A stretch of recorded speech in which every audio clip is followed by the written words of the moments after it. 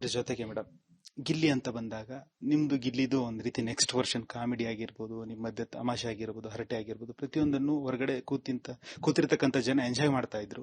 So Gilli ಕೆಲವೊಂದು ಟೈಮಲ್ಲಿ ಅತಿಯಾಗಿ ಆಡ್ತಾನೆ ಅಂತ ಅನ್ಸಲ್ವಾ? ನನ್ ವಿಷಯದಲ್ಲಿ ಆಕ್ಚುಲಿ ಅನ್ಸ್ಲಿಲ್ಲ ನಂಗೆ ಒಳಗಡೆ ಇದ್ದಾಗ. ಬಿಕಾಸ್ ಅವ್ನ್ ನಂಗೆ ಹೇಳ್ತ ಏನ್ ಮಾಡೋದು, ನಿನ್ ಹೆಸರು ಕಳ್ಳಪುಟ್ಟಿ ಅಂತಾನೆ ಆಗೋಗಿದ್ರೆ ಅಂತ ಹೇಳಿ, ಅದೆಲ್ಲ ಬಂದಿರಲ್ಲ ಕಣೋ, ಅದೆಲ್ಲ ತೋರ್ಸಿರಲ್ಲ ಅಂತ ಹೇಳ್ತಿದ್ದೆ ನಾನು. ಸೊ ನಮ್ಗೆ ಅದೆಲ್ಲೋ ಹೊರ್ಗಡೆ ಬಂದಿದೆ ಅಥವಾ ಅದು ನೋಟಿಸ್ ಆಗಿದೆ ಅನ್ನೋದು ಗೊತ್ತಿರ್ಲಿಲ್ಲ. ಆಮೇಲೆ ಅವ್ನ್ ಯಾವಾಗ್ಲೂ ಪರ್ಸನಲ್ ಆಗಿ ಅಟ್ಯಾಕ್ ಮಾಡ್ತಾನೆ ಅಥವಾ ಕೆಳಗಿಟ್ ಮಾತಾಡ್ತಾನೆ, ಕೆಳಗಿಟ್ ಕಾಮಿಡಿ ಮಾಡ್ತಾನೆ ಅಂತ ಬರ್ತಿತ್ತು. ಅದವನು ನನ್ ವಿಷಯದಲ್ಲಿ ಅವನು ಆತರ ಇಟ್ ವಾಸ್ ಕ್ಲೀನ್. ಆಮೇಲೆ ಕಾಮಿಡಿ ಮಾಡ್ಬೇಕು ಅಂತಾನೂ ಮಾಡ್ತಿಲ್ಲ, ಏನೋ ಜೆನ್ಯೂನ್ ರಿಯಾಕ್ಷನ್ ತರ ಅನ್ಸ್ತಿತ್ತು ಅಷ್ಟೇ. ಸೊ ಐ ಡೋಂಟ್ ಥಿಂಕ್ ಆತರ ನನ್ಗನ್ಸ್ತು ಅಂತ. ರಕ್ಷಿತಾ ನಿಜಕ್ಕೂ ಮಗುನ ಅಥವಾ ಮಗು ತರ ಆಕ್ಟ್ ಮಾಡ್ತಿದ್ದಾರ? ಫಸ್ಟ್ ಮಗು ಅನ್ಕೊಂಡಿದ್ದೆ, ಬಟ್ ಆಮೇಲೆ ಮಗು ತರ ಆಕ್ಟ್ ಮಾಡ್ತಿದ್ದಾಳೆ ಅನ್ನೋ ಇಂಪ್ರೆಷನ್ ಬಂತು. ಧನುಷ್ ಮತ್ತೆ ನಿಮ್ಮ ಸ್ನೇಹ, ಯಾಕಂತ ಹೇಳಿದ್ರೆ ಧನುಷ್ ಅಭಿ ಹೋದಾಗ ತುಂಬಾ ಕಣ್ಣೀರ್ ಹಾಕಿದ್ರು, ಸೊ ನೀವು ಹೋದಾಗ ತುಂಬಾ ಕಣ್ಣೀರ್ ಹಾಕ್ತಾರೆ. ಒಂದು ಸ್ನೇಹ ಅನ್ನುವಂಥದ್ದು ಎಷ್ಟರ ಮಟ್ಟಿಗೆ ಇದೆ ಅನ್ನುವಂಥದ್ದನ್ನ ನೀವು ಹೊರಗಡೆ ಬರುವಾಗ ಆ ಮೊಮೆಂಟ್ ಅಲ್ಲಿ ನಾವು ಅನುಭವಿಸ್ತೀವಿ, ನೋಡ್ತೀವಿ. ಸೊ ನಮಗೂ ಕೂಡ ಬೇಜಾರಾಗುತ್ತೆ. ನಿಜಕ್ಕೂ ಏನ್ ಮಿಸ್ ಮಾಡ್ಕೋತೀರಾ ಬಿಗ್ ಬಾಸ್ ಮನೇಲಿ? ಅಂದ್ರೆ ನಾನು ಅವಾಗ್ಲೇ ಹೇಳ್ದಂಗೆ ಅಲ್ಲಿ ಎಲ್ಲರೂ ನಮ್ಮೋರು ಬಟ್ ಯಾರು ನಮ್ಮೋರಲ್ಲ ಅನ್ನೋ ತರನೇ ಅನ್ಸುತ್ತೆ. ಬಟ್ ಧನು ಆಗಿರ್ಲಿ ಕಾವ್ಯ ಆಗಿರ್ಲಿ ನಾವು 3 ಜನ ಏನಿದ್ವಿ ಒಂಥರ ಆ ಝೋನ್, ಪ್ರಾಕ್ಟಿಕಲ್ ಝೋನ್ ಅಲ್ಲಿ ಇದ್ವಿ. ನಂಗೆ ಏನೇ ಅನ್ಸಿದ್ರು ಹೇಳ್ಕೋಬಹುದು, ಒಂದು ಜಡ್ಜ್ ಮಾಡಲ್ಲ. ಕಾಂಪಿಟೇಷನ್ ಆದ್ರೂ ಸೆನ್ಸಿಟಿವ್ ಮ್ಯಾಟರ್ಸ್ ನ ಜಡ್ಜ್ ಮಾಡಲ್ಲ, but we are all competitors ಅನ್ನೋ ಝೋನು ಇತ್ತು. ಅದು ಐ ಥಿಂಕ್. ಆಮೇಲೆ ಮನೆಯಿಂದ ನಮ್ಮ ಕಂಫರ್ಟ್ ಅವ್ರು ಯಾರು ಹೋದಾಗ ನಮ್ಗೆ ಆಟಕ್ಕೂ ಸ್ವಲ್ಪ ಎಫೆಕ್ಟ್ ಆಗುತ್ತೆ. ಬಿಕಾಸ್ ಎವ್ರಿ ಡೇ ನಮ್ಮ ಒಪಿನಿಯನ್ಸ್ ಅವ್ರ ಹತ್ರ ಹೇಳ್ಕೊತಿರ್ಬೇಕಾದ್ರೆ ನೆಕ್ಸ್ಟ್ ಅವರೇ ಇಲ್ಲ, ಪರ್ಸನ್ ಇಲ್ಲ ಅಂದಾಗ ವಾಯ್ಡ್ ಇದ್ದೇ ಇರುತ್ತೆ. ಸೊ ಅವಾಗ ಇಮೋಷನಲ್ ಫೀಲ್ ಆಗುತ್ತೆ. ನಿಜಕ್ಕೂ ನಿಮಗೆ ಆ ದಿನ ನಾನು ಮರ್ಯಾದಕ್ಕೆ ಆಗಲ್ಲ ಅಂತ ಹೇಳಿದ್ರೆ ಒಂದು ದಿನ ನೆನ್ಪು ಮಾಡ್ಕೊಳ್ಳೋದಾದ್ರೆ ಯಾವ್ದು ಬೆಸ್ಟ್ ಡೇ? ಬೆಸ್ಟ್ ಡೇ ಅಂದ್ರೆ ಒಂದು ಅಪ್ಪ ಅಮ್ಮ ಒಳಗ್ ಬಂದಿದ್ದ ದಿನ, ಐ ಮೀನ್ ಆ ಮೂಮೆಂಟ್.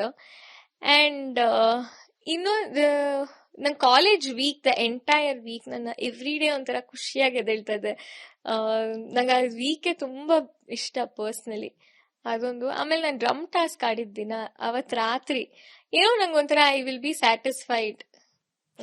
ನಾವು ಡ್ರಮ್ದು ತೆಗಿಬೇಕಾಗಿರುತ್ತೆ, ಆಮೇಲೆ ಅದು ಮುಚ್ಚಬೇಕಾಗತ್ತೆ. ಆ ಟಾಸ್ಕ್ ಆಡಿದ್ ರಾತ್ರಿ. ಇವೊಂದು ನನ್ನ ವಾರ ಇಬ್ರಿಗೂ ಪಾಯಿಂಟ್ ಬರಲ್ಲ, ಇಬ್ರು ನಾಮಿನೇಟ್ ಆಗ್ತೀವಿ, ನಾನು ಅಶ್ವಿನಿ ಮ್ಯಾಮ್ ಇಬ್ರು ನಾಮಿನೇಟ್ ಆಗ್ತೀವಿ. ಬಟ್ ಏನೋ ಐ ವಾಸ್ ಸ್ಯಾಟಿಸ್ಫೈಡ್. ತುಂಬಾ ಸ್ಯಾಟಿಸ್ಫ್ಯಾಕ್ಷನ್ ಇಂದ ರಾತ್ರಿ ಊಟ ಮಾಡಿ ಕೂತ್ಕೊಂಡಿದ್ದೆ ಸೋಫಾ ಮೇಲೆ. ಸ್ಪಂದನ ಕೈಲಿ ಏನೂ ಆಗೋದಿಲ್ಲ, ಏನು ಆಡ್ತಾ ಇಲ್ಲ ಅಂದವ್ರಿಗೆ ಅವತ್ತು ಆಟ ಆಡಿ ತೋರಿಸಿ ಎಲ್ರ ಬಾಯಿ ಮುಚ್ಚಿಸಿದ್ರಿ.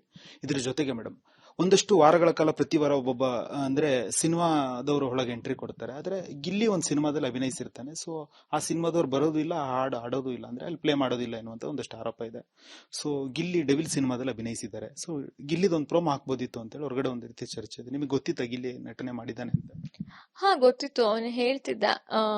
ಡಿಸೆಂಬರ್ ಮಂತ್ ಶುರು ಆದಾಗಿಂದ ಅದು ಹೇಳ್ತಿದ್ದ, ಇವಾಗ ಈ ವಾರ ಇರ್ಬೋದು, ಮುಂದಿನ ವಾರ ಇರ್ಬೋದು ಅಂತ ಹೇಳ್ಕೊಂಡಿದ್ದ.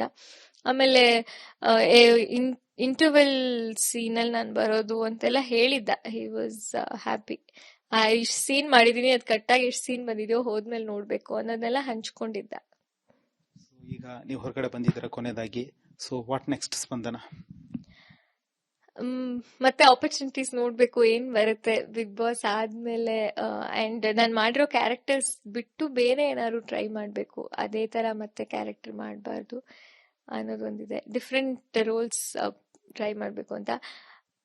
ಸಿನಿಮಾ ಅಲ್ಲೂ ಕಾಣಿಸ್ಕೋಬೇಕು ಅನ್ನೋ ಆಸೆ ಇದೆ. ಅಂದ್ರೆ ಒಳ್ಳೆ ಪಾತ್ರದಲ್ಲಿ ಕಾಣಿಸ್ಕೋಬೇಕು, ಅಪಾರ್ಟ್ ಫ್ರಮ್ ಇದೇ ಕ್ಯಾರೆಕ್ಟರ್ ಬೇಕು ಅನ್ನೋದಕ್ಕಿಂತ ಒಳ್ಳೆ ಕತೆ, ಒಳ್ಳೆ ಪಾತ್ರದಲ್ಲಿ ಕಾಣಿಸ್ಕೋಬೇಕು. ಓಕೆ, ಇವ್ರು ಈ ತರನು ಆಕ್ಟ್ ಮಾಡ್ಬೋದಾ ಅಂತ ಅನ್ಸೋ ತರ ಕ್ಯಾರೆಕ್ಟರ್ ಸಿಗ್ಲಿ ಅಂತ ಹೋಪ್ ಮಾಡಿ. ನೀವು ಸುದೀಪ್ ಸರ್ ಮಿಸ್ ಮಾಡ್ಕೋತೀರಾ?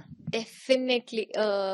ಯಾಕಂದ್ರೆ ನಾನು ಅವ್ರಿಗೆ ಲಾಸ್ಟ್ ಹೊರಗಡೆ ಬರೋದೇನೋ ಹೇಳ್ತೀನಿ, sir if not for you, ನೀವ್ ಆಗದೆ ಇದ್ದಿದ್ರೆ ನಾನು ಇಷ್ಟ ದಿನ ಬರ್ತಾನೆ ಇರ್ಲಿಲ್ಲ. ಯಾಕಂದ್ರೆ ಎವ್ರಿ ವೀಕ್ ನನ್ಗೆ ಅವ್ರು ಕೊಟ್ಟಿದ್ದ ಇನ್ಪುಟ್ ತುಂಬಾ ಹೆಲ್ಪ್ ಆಗುತ್ತೆ throughout my journey. And ವಿಟಿ ನೋಡ್ಬಿಟ್ಟು ಸುದೀಪ್ ಸರ್ ಹೇಳ್ತಾರೆ, ಅಂದ್ರೆ ಕಾಣಿಸುತ್ತೆ ನಿಮ್ ವ್ಯಕ್ತಿತ್ವ ನೀವು ಉಳಿಸ್ಕೊಂಡ್ ಬಂದಿದ್ದು ಅಂತ. ಸೊ ಎಲ್ಲೋ ಅದು ಒಂಥರ ಪರ್ಸನಲ್ ಆಗಿ ಲಾಸ್ಟ್ ವೀಕೆಂಡ್ ಸುದೀಪ್ ಸರ್ ಬಂದಿರಲ್ಲ, ಮನೆಗೆ ಬೇರೆ ಗೆಸ್ಟ್ ಗಳು ಬರ್ತಾರೆ. ಅವಾಗ ಅದೇ ಒಂಥರ ನಾವ್ ಯಾರು ದಿಕ್ಕಿಲ್ದಿರೋ ಮಕ್ಳ ತರ ಆಗೋಗ್ಬಿಟ್ಟಿದೀವಲ್ಲ, ಸರ್ ಬರೋದು ಎಷ್ಟು ಮ್ಯಾಟರ್ ಆಗುತ್ತೆ ಅಂತ. ಡೆಫಿನೆಟ್ಲಿ ಅವ್ರನ್ನ ನೆಕ್ಸ್ಟ್ ವೀಕೆಂಡ್ ಮಿಸ್ ಮಾಡ್ಕೋತೀನಿ. ಎಲ್ರ ಬಗ್ಗೆ ಹೇಳಿದ್ರೆ ನಿಮ್ ತವ್ರ ಮನೆ ಬಗ್ಗೆನೇ ಹೇಳಲಿಲ್ಲ. ನಮ್ ತವ್ರ ಮನೆ ಯಾವ್ದು ಹೇಳಿ? ಕಲರ್ಸ್ ಕನ್ನಡ ಮನೆ ಮಗಳು ತಾನೆ.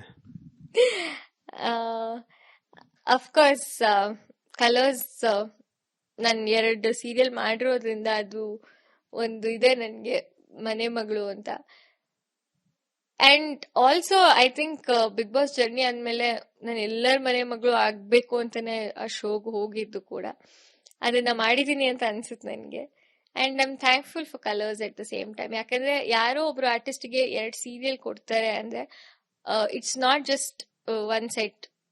ಮ್ಯೂಚುಲಿ ಅವ್ರಿಗೂ ನಾವ್ ಇಷ್ಟ ಆಗೋ ತರ. ಇವಾಗ ಸಿನಿಮಾನು ಹಂಗೆ ಅಲ್ವಾ, ಒಂದ್ ಪ್ರೊಡಕ್ಷನ್ ಹೌಸ್ ಜೊತೆ ಒಬ್ರು ಕಂಟಿನ್ಯೂಸ್ಲಿ ಸಿನಿಮಾ ಮಾಡ್ತೀರಂದ್ರೆ ಏನೋ ಒಳ್ಳೇದ್ ಮಾಡಿದ್ದಾರೆ ಮ್ಯೂಚುಲಿ ಅಂತ. ಸೊ ಅದಕ್ಕೆ ಐ ಆಮ್ ವೆರಿ ಥ್ಯಾಂಕ್ಫುಲ್. ನನ್ನ ಲೈಫಲ್ಲಿ ತುಂಬಾ ವಿಷಯಗಳು ಚೇಂಜ್ ಆಗಿದ್ದು because of colours Kannada. So I am always thankful. Madam ಒಳ್ಳೇದಾಗ್ಲಿ. ಜೊತೆಗೆ ನಿಮ್ಮನ್ನ ಮಿಸ್ ಮಾಡ್ಕೋತಿರ್ತಕ್ಕಂಥ ಆಡಿಯನ್ಸ್ಗೆ ರಿಪಬ್ಲಿಕ್ ಕನ್ನಡದ ಮೂಲಕ ಏನ್ ಹೇಳ್ತೀರಾ? ಯಾಕಂತ ಹೇಳಿದ್ರೆ ಅವರು ಫಿನಾಲೆ ಕಪ್ ತರ್ತಾರೆ ಅಂತ ಹೇಳಿದ್ರು, ಕಪ್ಗಿಂತ ಹೆಚ್ಚಾಗಿ ಜನರು ಹೃದಯ ಗೆದ್ದಿದ್ದೀರಾ. ಸೊ ಆಡಿಯನ್ಸ್ಗೆ ಏನ್ ಹೇಳ್ತೀರಾ? ಕಪ್ ತಂದಿಲ್ಲ ಅಂತ ಐ ಆಮ್ ರಿಯಲಿ ಸಾರಿ. ಯಾಕಂದ್ರೆ ವೋಟ್ ಮಾಡಕ್ಕೆ ಐ ನೋ ಕುತ್ಕೊಂಡು ವೋಟ್ ಮಾಡೋದಕ್ಕೆ ಎಷ್ಟು ಟೈಮ್ ಸ್ಪೆಂಡ್ ಮಾಡ್ತೀರಾ ಅಂತ. ನಿಮ್ಮ ದಿನದಲ್ಲಿ ಒಂದಷ್ಟು ಟೈಮ್ ತೆಗೆದು ಆಲ್ಮೋಸ್ಟ್ 13 ವೀಕ್ಸ್ 12 ವೀಕ್ಸ್ ನಾನು ನಾಮಿನೇಟ್ ಆದಾಗ್ಲೂ ನಂಗೆ ವೋಟ್ ಮಾಡಿದೀರಾ. ಅದಕ್ಕೆ ಥ್ಯಾಂಕ್ ಯು. ತುಂಬಾ ಸಣ್ಣ ಪದ, but still heartly I am really grateful ಆ ವಿಷಯಕ್ಕೆ. ಅಂಡ್ ಇವಾಗ ಸೋಷಿಯಲ್ ಮೀಡಿಯಾ ನೋಡಿದ್ರು ಅಷ್ಟೇ, it is so much out there. ತುಂಬಾ ಒಪಿನಿಯನ್ಸ್ ಇದೆ ಅದರಲ್ಲಿ. ನಂಗೆ ಜೆನ್ಯೂನ್ ಆಗಿ ಸಪೋರ್ಟ್ ಕೂಡ ತುಂಬಾ ಇದೆ. ಅದಕ್ಕೆ ಕೂಡ ತುಂಬಾ ತುಂಬಾ ತುಂಬಾ thanks. I am sorry at the same time ನಾನು ಫಿನಾಲೆವರೆಗೂ ಹೋಗ್ಲಿಲ್ಲ, ಬಟ್ ಐ ಆಮ್ ಗ್ರೇಟ್ಫುಲ್ ಯಾವಾಗ್ಲೂ. ಓಕೆ ಮೇಡಮ್ ಒಳ್ಳೇದಾಗ್ಲಿ. ನಿಮ್ಮ ಮುಂದಿನ ಭವಿಷ್ಯ ಯಶಸ್ವಿ ಆಗ್ಲಿ, ಸಕ್ಸಸ್ ಸಿಗ್ಲಿ. ಜೊತೆಗೆ ನಾವು ಕಾಲ್ ಮಾಡಿದಾಗೆಲ್ಲ ನೀವು ನಮಗೆ ಸಿಗ್ಲಿ ಅಂತ. Done, definitely. And it was nice talking to you. ಒಂಥರ ಚೆನ್ನಾಗಿ ಕ್ವಶನ್ಸ್ ಕೇಳಿದ್ರಿ. So thank you. ಓಕೆ, ಇದಾಗಿತ್ತು ವೀಕ್ಷಕರೇ ಕಳ್ಳಪುಟ್ಟಿಯ ಮಾತು. ಸೊ ನೋಡ್ಬೋದು, ಬಿಗ್ ಬಾಸ್ ಮನೆಯಲ್ಲಿ ನೀವು ಸಿಕ್ಕಾಪಟ್ಟೆ ಮಿಸ್ ಮಾಡ್ಕೋತಿರ್ತಕ್ಕಂಥ ಕಳ್ಳಪುಟ್ಟಿ ನಮ್ಮ ಜೊತೆಗೆ ಇವತ್ತು ಹರಟೆ ತಮಾಷೆ ಜೊತೆಗೆ ಒಂದಿಷ್ಟು ಅಲ್ಲಿ ಏನ್ ಆಯ್ತು ಎನ್ನುವಂಥದ್ದನ್ನ ಮನಬಿಚ್ಚಿ ಮಾತನಾಡಿದ್ದಾರೆ. ಕ್ಯಾಮ್ರಾ ಪರ್ಸನ್ ಶಿವಕುಮಾರ್ ಜೊತೆ ಪ್ರವೀಣ್ ಕುಮಾರ್ ಸಲಗ್ನಳ್ಳಿ, ರಿಪಬ್ಲಿಕ್ ಕನ್ನಡ. ಒಳ್ಳೇದಾಗ್ಲಿ. ಜೊತೆಗೆ ನಿಮ್ಮನ್ನ ಮಿಸ್ ಮಾಡ್ಕೋತಿರ್ತಕ್ಕಂಥ ಆಡಿಯನ್ಸ್ಗೆ ರಿಪಬ್ಲಿಕ್ ಕನ್ನಡದ ಮೂಲಕ ಏನ್ ಹೇಳ್ತೀರಾ? ಯಾಕಂತ ಹೇಳಿದ್ರೆ ಅವರು ಫಿನಾಲೆ ಕಪ್ ತರ್ತಾರೆ ಅಂತ ಹೇಳಿದ್ರು, ಕಪ್ಗಿಂತ ಹೆಚ್ಚಾಗಿ ಜನರು ಹೃದಯ ಗೆದ್ದಿದ್ದೀರಾ. ಸೊ ಆಡಿಯನ್ಸ್ಗೆ ಏನ್ ಹೇಳ್ತೀರಾ? ಕಪ್ ತಂದಿಲ್ಲ ಅಂತ ಐ ಆಮ್ ರಿಯಲಿ ಸಾರಿ. ಯಾಕಂದ್ರೆ ವೋಟ್ ಮಾಡಕ್ಕೆ ಐ ನೋ ಕುತ್ಕೊಂಡು ವೋಟ್ ಮಾಡೋದಕ್ಕೆ ಎಷ್ಟು ಟೈಮ್ ಸ್ಪೆಂಡ್ ಮಾಡ್ತೀರಾ ಅಂತ. ನಿಮ್ಮ ದಿನದಲ್ಲಿ ಒಂದಷ್ಟು ಟೈಮ್ ತೆಗೆದು ಆಲ್ಮೋಸ್ಟ್ 13 ವೀಕ್ಸ್ 12 ವೀಕ್ಸ್ ನಾನು ನಾಮಿನೇಟ್ ಆದಾಗ್ಲೂ ನಂಗೆ ವೋಟ್ ಮಾಡಿದೀರಾ. ಅದಕ್ಕೆ ಥ್ಯಾಂಕ್ ಯು. ತುಂಬಾ ಸಣ್ಣ ಪದ, but still heartly I am really grateful ಆ ವಿಷಯಕ್ಕೆ. ಅಂಡ್ ಇವಾಗ ಸೋಷಿಯಲ್ ಮೀಡಿಯಾ ನೋಡಿದ್ರು ಅಷ್ಟೇ, it is so much out there. ತುಂಬಾ ಒಪಿನಿಯನ್ಸ್ ಇದೆ ಅದರಲ್ಲಿ. ನಂಗೆ ಜೆನ್ಯೂನ್ ಆಗಿ ಸಪೋರ್ಟ್ ಕೂಡ ತುಂಬಾ ಇದೆ. ಅದಕ್ಕೆ ಕೂಡ ತುಂಬಾ ತುಂಬಾ ತುಂಬಾ thanks. I am sorry at the same time ನಾನು ಫಿನಾಲೆವರೆಗೂ ಹೋಗ್ಲಿಲ್ಲ, ಬಟ್ ಐ ಆಮ್ ಗ್ರೇಟ್ಫುಲ್ ಯಾವಾಗ್ಲೂ. ಓಕೆ ಮೇಡಮ್ ಒಳ್ಳೇದಾಗ್ಲಿ. ನಿಮ್ಮ ಮುಂದಿನ ಭವಿಷ್ಯ ಯಶಸ್ವಿ ಆಗ್ಲಿ, ಸಕ್ಸಸ್ ಸಿಗ್ಲಿ. ಜೊತೆಗೆ ನಾವು ಕಾಲ್ ಮಾಡಿದಾಗೆಲ್ಲ ನೀವು ನಮಗೆ ಸಿಗ್ಲಿ ಅಂತ. Done, definitely. And it was nice talking to you. ಒಂಥರ ಚೆನ್ನಾಗಿ ಕ್ವಶನ್ಸ್ ಕೇಳಿದ್ರಿ. So thank you. ಓಕೆ, ಇದಾಗಿತ್ತು ವೀಕ್ಷಕರೇ ಕಳ್ಳಪುಟ್ಟಿಯ ಮಾತು. ಸೊ ನೋಡ್ಬೋದು, ಬಿಗ್ ಬಾಸ್ ಮನೆಯಲ್ಲಿ ನೀವು ಸಿಕ್ಕಾಪಟ್ಟೆ ಮಿಸ್ ಮಾಡ್ಕೋತಿರ್ತಕ್ಕಂಥ ಕಳ್ಳಪುಟ್ಟಿ ನಮ್ಮ ಜೊತೆಗೆ ಇವತ್ತು ಹರಟೆ ತಮಾಷೆ ಜೊತೆಗೆ ಒಂದಿಷ್ಟು ಅಲ್ಲಿ ಏನ್ ಆಯ್ತು ಎನ್ನುವಂಥದ್ದನ್ನ ಮನಬಿಚ್ಚಿ ಮಾತನಾಡಿದ್ದಾರೆ.